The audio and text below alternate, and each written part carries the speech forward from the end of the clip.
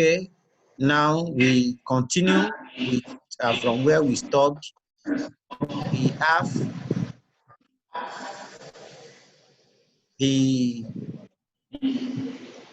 the document which we're considering the other time. Okay, can you see the space record of Jolani Ventures? Okay, now the other time maybe I'll go back to the way we did this the other time. I said when you have this, you have to use the equality sign whenever you are to do any addition, subtraction, or any mathematical computation on Excel. So what to do now here is for me to pick up, I've typed equal to. Typing the equality sign means I need to add these three components. Instead of using my calculator, I can say equal to, this is on cell B, column B, row 3. So I can click on this B3 and put plus B4 plus B5. And now you click enter. Once you click enter, you can see this we have 4,500 naira. And if you check 32 plus 500 plus 800 gives us 545. Now I want to also do the same here, but what I'm going to do is going to be different from what I've done here. What I've done here is just to show that I've added B3 plus B4 plus B5. But here, I'm going to put equal to now sum. You see here you have sum. So you click on that sum. So once you click on that sum, it automatically opens a bracket. It opens a bracket. What do you want to do? I want to add this from, I want to add from B3. So I put B3. I want to, no, sorry, not B3. I want to add C3 from C3 to C5. So I close the bracket. What I've typed now is to add C3 to C5. So I click enter. So can you see now what we have here? When you check the formula bar, here, the formula bar is equal to B3 plus B4 plus B5. But the formula bar here is equal to sum C3 to C5. So if you have sales records of many days, many months, many years, if it is C3 to C1000, C1 million, whatever, the system will automatically add up for you. And that's exactly what it has been done here. Similarly, I'm going to use the same thing, sum. So once you type sum, readily pops up. Once it pops up, then I have this. What I need to type to add is D3 to D5. And it will highlight all. Once it has highlighted, can you see now? I have 3,050. So you have the addition. For example, I now want to find what is my gross total sales for the whole week. Sales, total sales, total sales. Now for my total sales, I have this equal to, now I want to add this, this, and this. So I can say what I need to do is, if you put sum, then it means you want this, and you are now saying what I need is this item, this item, this item, or you put it in the way we have done for this one, to say this equal to this one plus C6 plus this B6 plus C6 plus D6. Enter. So it shows now that for the 3 days, Jolade Ventures has been able to sell 9,150 naira worth of stationery, book, pen, eraser. Now, if you need other components, I want to find total invested. If you see the amount invested, that is, you have invested maybe 5,000 naira into the business. I want to find my profit. So what is my profit? So profit is going to be, I'm going to put my profit here. Profit is going to be the difference of this and this.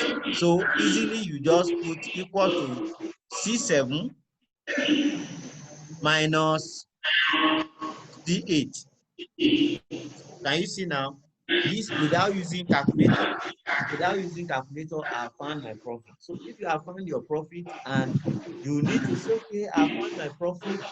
I want to go to church to pay my tithe. I want to go and give offering, whatever. Okay, tithe. How do I calculate it? Now, what is the formula for finding tithe? Students, what is the formula for finding tithe? You said 10% of, okay, so now 10% of my profit, because you have invested 5,000 naira, you won't be paying tithe of the total sales. This is the amount you have invested. Maybe this includes procurement, what you have purchased, includes paying for the sales clerk or what have you. So now what is left now is for me to have the to compute tithe. Now computing tithe. So you may have to now say, okay, 10% of this. Now 10%, you can, the easiest way is to say 10%, that is 10 over 100. What is 10 over 100? What is the value of 10 over 100? 10 over 100 is what? 10 over 100 is what? What is 10 over 100? Yes, it's 0.1. So you can say 0.1. If you don't know, you can now say 0.1. Now multiplied by, you want to find the, so 0.1 multiplied by, now in Excel, what you have is, you do not have, what you have in Excel, you will not find times directly. The asterisk point, that asterisk point, the asterisk point on your system is where you have, I go back again, 0.1 multiplied by, now. So, oh, sorry, I have to put equal to, because everything you need to do with respect to formula, you have to use equal to. So equal to 0.1 times 4.15, enter. So you see now this has calculated your tithe. I just type in equal to 0.1 times D9, and that gave me this. Or you want to find 10 over 100 times this, you can say 10 divided by, yes, division is also there. You can use that, but easily with what you have, you can find your tithe. So it means if I have deducted my tithe, what is the amount, the remaining amount for me? So remaining amount for me now would be, remember, equal to, again, this one minus this. So it means for me to spend anything I have to spend now is this amount. I haven't deducted it. So whatever you need to, so exactly this is what you can do with your business. If you have you need to invest in a business, and then you have records which you keep, and your records you have been keeping them in a notebook, then items for day 1, day 2, day 3, and what you have sold, the amount you have invested, what is the profit you have prioritized, what is the remaining amount, and so on, and simple calculations which you can do with respect to your business, and all other tools. So if you also need to know or find out about other tools, you can just use the there is where you have the question mark.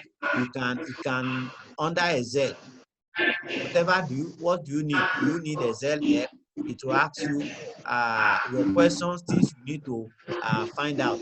Where you need help, it will ask you, do you need help or whatever. So you can type in questions and use the question mark, the question bar where you have on the toolbar here, and then you have information, whatever you need to find out, whatever you need to know, then you get that working with Microsoft Excel. You can type, you can keep your records, and then here you find sheet 1. Just in a single file, you can have many sheets. I can move to sheet 2. So it means if this sheet 1 is on sales of stationaries, I can move to sheet 2 to be sales of so and so. If you have another business, you move to sheet 3 and you can again type in. If you need additional sheets, just click here and you have more sheets just like that. It's just like you having a notebook and the first page is on so. You open to another one, you have a second page. You open to another one, you have the third page, and so on and so forth. That's exactly what you have on your Excel for you to keep record. Then this, I can choose to now say, okay, this is what I have. Let me create this table. The thin line grids that are there, you cannot, if you are to print, of course, it will not show anything. Now, I want to create all borders. So can you see now that what I have created now, it has, so if I print, these lines will definitely show. And then what you have there is what you have. So please, we would break the class now for us to allow questions, and then we'll be able to attend to questions.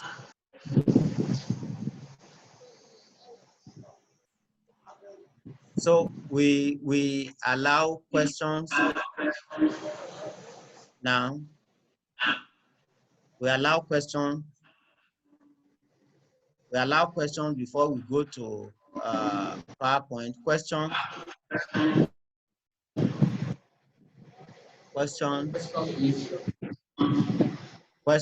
before we go to PowerPoint. Questions. Well, our resource person, Yes, sir. I want to thank you very much for the time created to take us on this class. Of course, generally for digital training for entrepreneurs, permit me to ask on behalf of trainees, what minimum knowledge is expected for an entrepreneur in this 21st century? Okay. From that you have taught us, maybe Microsoft Word, the table, and whatever. What is the minimum knowledge needed? At least, are you recommending an entrepreneur to have diploma in computer, or what is the minimum knowledge that an Okay. entrepreneur needs?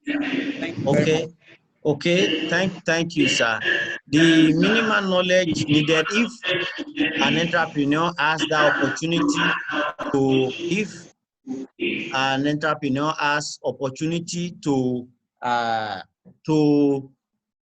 be trained and be certified, it's appropriately okay. But if the person does not don't need to go to school to go and bag a degree to be able to operate, of course, there are many online trainings, there are many online facilities which such entrepreneur can benefit, or even this type of empowerment, this type of training, which that person can engage in. And once the person engage in that, will be able to learn.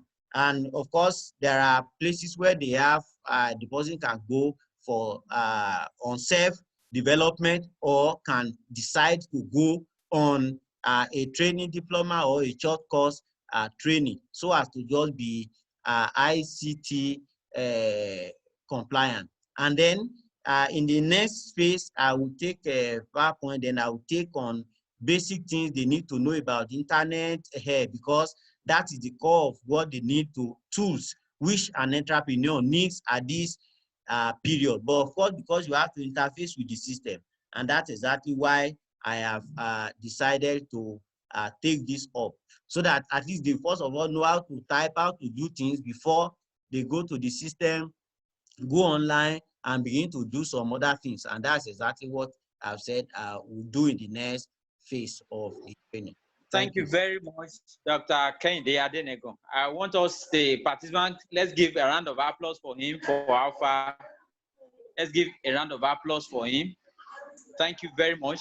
I want to advise us, as we continue the second phase of this training, let us take advantage of the information that we require as an entrepreneur, digital skill as for entrepreneurship or for entrepreneur. And like I've announced before, I left the venue physically. The sponsor of this program will be meeting us tomorrow. We'll be taking his class tomorrow via Zoom. Let us all be prepared and be punctual. Please let us be prepared and be punctual. And for those who have not submitted or that have not sent the assignment, please do that so that I can have access them before tomorrow's class.